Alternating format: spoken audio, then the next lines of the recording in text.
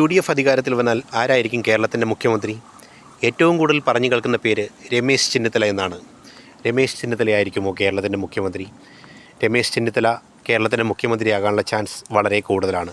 കാരണം കോൺഗ്രസ്സിലുള്ള അദ്ദേഹത്തിൻ്റെ ദീർഘകാലത്തെ സേവനവും രാഷ്ട്രീയമായുള്ള അദ്ദേഹത്തിൻ്റെ അനുഭവ സമ്പത്തും കോൺഗ്രസ്സിന് വേണ്ടി അദ്ദേഹത്തിൻ്റെ ദീർഘനാളത്തെ സേവനവുമെല്ലാം ആ കാര്യത്തിൽ എടുത്തു പറയേണ്ടതാണ്. അതുപോലെ തന്നെ ആണ് പ്രതിപക്ഷ നേതാവായ VD സതീശൻ. അദ്ദേഹം പ്രതിപക്ഷ നേതാവാണ്.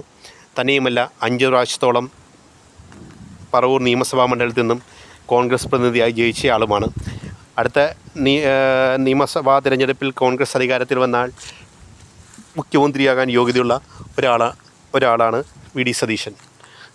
അതുപോലെ തന്നെയാണ് ലീഡറിൻ്റെ മകനായ K മുരളീധരൻ. അദ്ദേഹത്തിനും ദീർഘകാലത്തെ അനുഭവസമ്പത്തും രാഷ്ട്രീയ പാരമ്പര്യവും എല്ലാം ഒന്നിനൊന്ന് ഇണങ്ങിയതാണ് എന്നുള്ളതാണ് വാസ്തവം.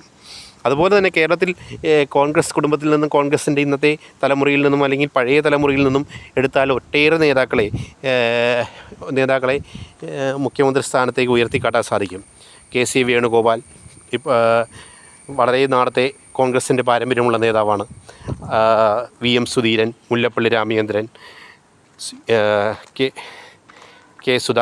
കെ സുധാകരൻ, അതുപോലെ തന്നെ തിരുവഞ്ചൂർ രാധാകൃഷ്ണൻ. അങ്ങനെ അനുഭവസമ്പത്തും രാഷ്ട്രീയ പാരമ്പര്യവും ഒക്കെയുള്ള ഒട്ടേറെ നേതാക്കൾ കോൺഗ്രസ്സിലുണ്ട് എന്നുള്ളതാണ് വാസ്തവം. എന്തായാലും കോൺഗ്രസ് അധികാരത്തിൽ വന്നാൽ ആരാകും മുഖ്യമന്ത്രി എന്നുള്ളത് തന്നെയാണ് ഏറ്റവും കൂടുതൽ കോൺഗ്രസ്സിൽ ഉണ്ടായിക്കൊണ്ടിരിക്കുന്ന പ്രശ്നം.